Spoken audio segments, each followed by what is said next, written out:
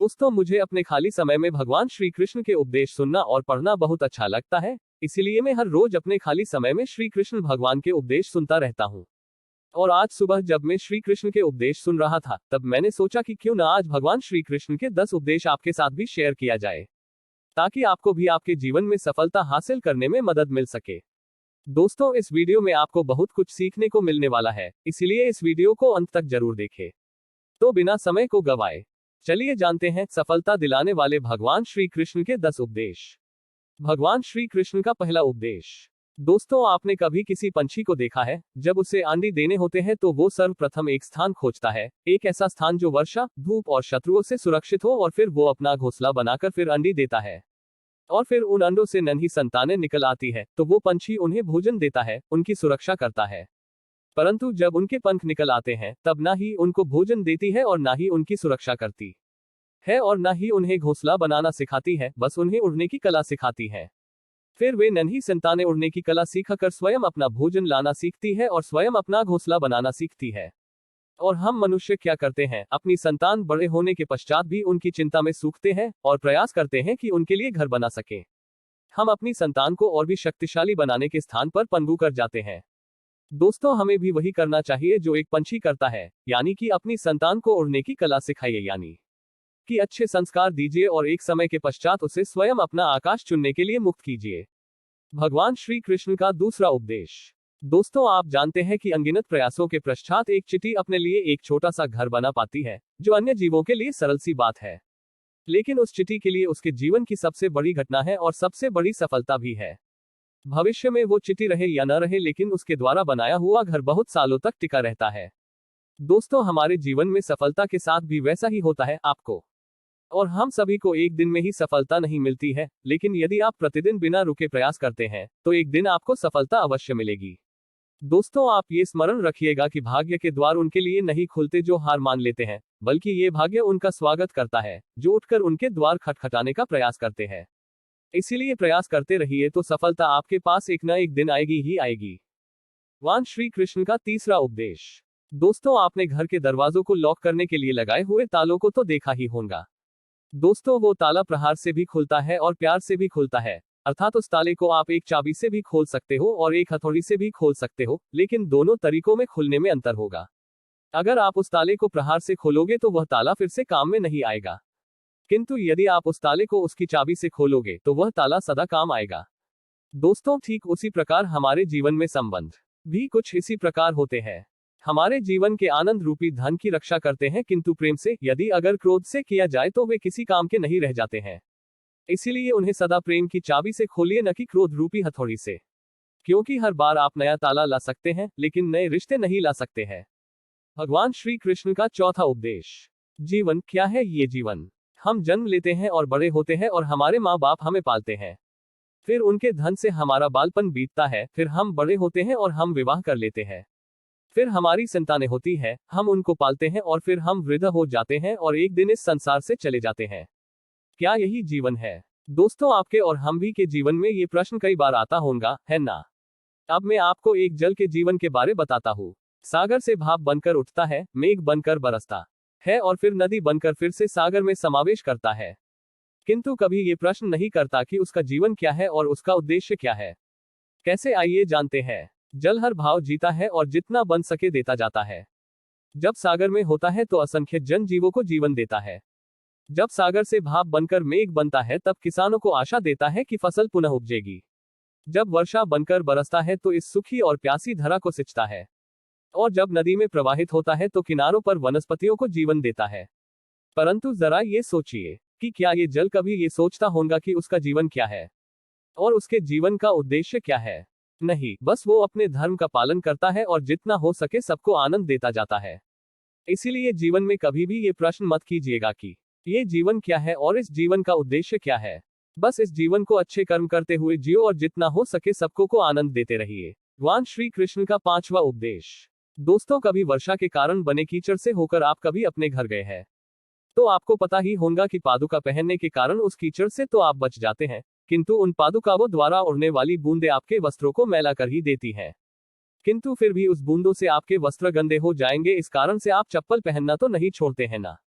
ठीक इसी प्रकार जीवन में कुछ ऐसे लोग भी आते हैं पादुका के भांति, जो आपको कीचड़ से तो बचा लेते हैं लेकिन वस्त्र रूपी आपके मन पर शंका के दाग लगा ही जाते हैं। इन लोगों के कारण से मन को खिन्न करने की आवश्यकता नहीं है, बल्कि आवश्यक है ये सोचना कि आपको आपके पांव कीचड़ से बचाने हैं या आपके वस्त्र। अर्थात हमें हमारे जीवन में गंभीर होना अच्छी बात है, लेकिन अगर आप हर बात को गंभीरता से लोगे तो इस जीवन का आनंद समाप्त हो जाएगा। दोस्तों, ये संसार अनित्य है, यानी कि यहाँ पर ऐसा कुछ भी नहीं है जो सदा के लिए जीवित रहेगा। इसीलिए दोस्तों, श्री कृष्ण कहते हैं कि जब तक ये जीवन है तब तक आप संतोष और आनंद से जिए। स्वयं पर छिटकने वाले कीचड़ पर ध्यान न दें, बस आनंद बांटते रहिए। अंत श्री कृष्ण का छठा उपदेश।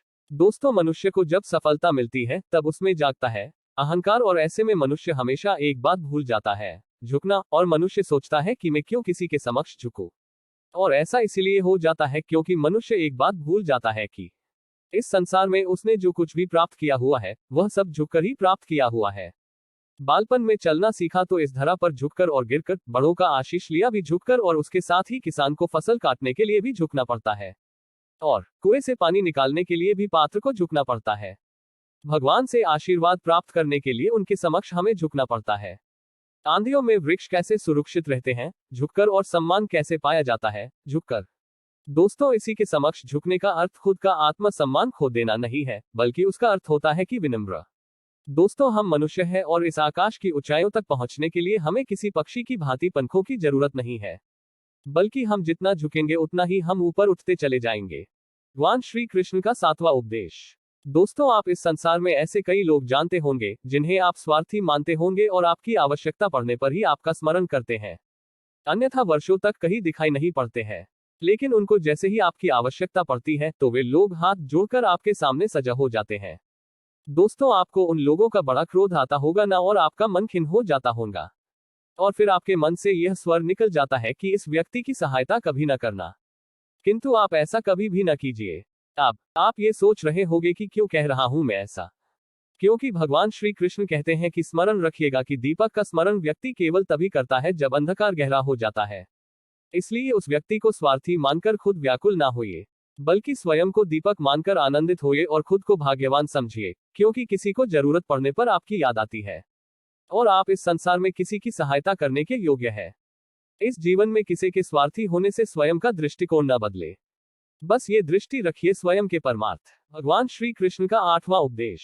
दोस्तों, हमारा शरीर प्रकृति की सर्वोत्तम रचना है और जो अंग और तत्व हमें मिले हुए हैं ना, उन सभी का अपना अपना एक संदेश है। क्या है वो संदेश जो हमें हमारे अंगों और तत्वों से मिलता है? जानने के लिए आर्टिकल के अंत तक बने रहिए। दोस्तों, हमें 2 आंखें दिए हुए हैं देखने के लिए, 2 कान दिए हुए हैं सुनने के लिए, 2 नथुने दिए हुए थे सांस लेने के लिए, 2 हाथ दिए हुए हैं दोहरा परिश्रम करने के लिए, लेकिन जीभ केवल एक ही दी हुई है, उस पर भी नकुले बलिष्ठ दांत दिए हुए है उसकी रक्षा के लिए। दोस्तों, आपने कभी सोचा है क्यों? क्योंकि शब्द और शब्दों का उपयोग मनुष्य का सबसे बड़ा शस्त्र है, जिसका उपयोग जितना सोच समझकर किया जाए उतना ही मनुष्य अपने जीवन में ऊपर उठता है। इसीलिए दोस्तों, देखो, सुनो, समझो अधिक लेकिन बोलो कम, फिर आपको सफल होने से कोई नहीं रोक पाएगा। भगवान श्री कृष्ण का 9वां उपदेश। दोस्तों, इस संसार में सबसे अधिक शुद्ध माना जाता है गंगाजल को। कभी आपने सोचा है कि क्यों? क्योंकि गंगाजल का आविर्भाव ही शुद्ध होता है और उसका जन्म शुद्ध होता है। जहां से उसका प्रारंभ होता है वो शुद्ध होता है, और प्रारंभ का शुद्ध होना अति आवश्यक है। दोस्तों, हमारे जीवन में प्रारंभ होता है हमारे विचारों से, इसीलिए हमेशा अपने विचार शुद्ध रखिए, क्योंकि इन विचारों से बनते हैं आपके शब्द। आपके शब्द शुद्ध रखिए, क्योंकि इन शब्दों से आपके कार्य संपन्न होते हैं। आपके कार्य शुद्ध रखिए, क्योंकि आपके कार्य आपका स्वभाव बनाते हैं, और स्वभाव से बनती हैं आपकी आदतें, और आपकी आदतों से बनता है आपका चरित्र, और ये चरित्र संसार के समक्ष आदर्श के रूप में आता है। लेकिन विचारों से आदर्श तक की ये यात्रा तभी शुभ होगी जब आपके विचार शुभ और शुद्ध होंगे। इसलिए इस जीवन में और संसार में अगर आपको सफल और कामयाब इंसान बनना चाहते हैं तो आपने विचार शुद्ध रखिए, फिर आपका मन प्रसन्न होकर बोलेगा राधे राधे। भगवान श्री कृष्ण का 10 उपदेश। दोस्तों, यदि मैं आपसे पूछूं कि दूध और माखन इन दोनों में संबंध क्या है, तो आप कहेंगे कि ये तो सरल सी बात है, दूध से ही तो माखन बनता है। और यदि मैं आपसे पूछूं कि इन दोनों में अंतर क्या है, तो कोई कहेगा कि एक तरल है तो दूसरा ठोस, तो कोई कहेगा कि एक जनक है तो दूसरी उसकी संतान है। नहीं, इन दोनों में अंतर है शुद्धता का, क्योंकि माखन दूध से कहीं अधिक शुद्ध होता है। दोस्तों, इस बात को कुछ इस प्रकार समझा जा सकता है कि यदि कोई कीट आकर उस पात्र में गिरे जिसमें दूध रखा हुआ है, तो आप उस समय क्या करते हैं? आप दूध को फेंक देते हैं, लेकिन यदि कोई कीट आकर उस पात्र में गिरे जिसमें माखन रखा हुआ है तो आप क्या करते हैं? तो आप उस कीट को निकालकर फेंक देते हैं, क्योंकि वो कीट मैला और दूषित है। ठीक उसी प्रकार यदि हमारा मन निर्मल ना हो तो कुविचार रूपी ये कीट आपके मन को भी दूषित कर देगा। लेकिन यदि हमारा मन माखन के भांति शुद्ध हुआ तो आपके मन में ठहरे हुए कुविचारों को स्वयं से ही मन से बाहर जाना होगा। इसीलिए हमेशा ये स्मरण रखिएगा कि इस संसार में कीट तो रहेंगे ही। अब आपको दूध बनना है या माखन बनना है, ये निर्णय आपका है। दोस्तों, सफलता दिलाने वाले भगवान श्री कृष्ण के 10 उपदेश अगर आपको पसंद आए होंगे और आपके लिए उपयोगी साबित हुए होंगे तो नीचे कमेंट बॉक्स में राधे राधे लिखना न भूले। उसके साथ ही अपने दोस्तों के साथ इस वीडियो को शेयर जरूर कीजिए, ताकि अन्य लोगों को भी सफलता दिलाने वाले भगवान श्री कृष्ण के 10 उपदेश जानने को मिल सके। दोस्तों, हमारे साथ जुड़े रहने के लिए धन्यवाद। आप हमारे YouTube चैनल को अवश्य सब्सक्राइब कीजिए।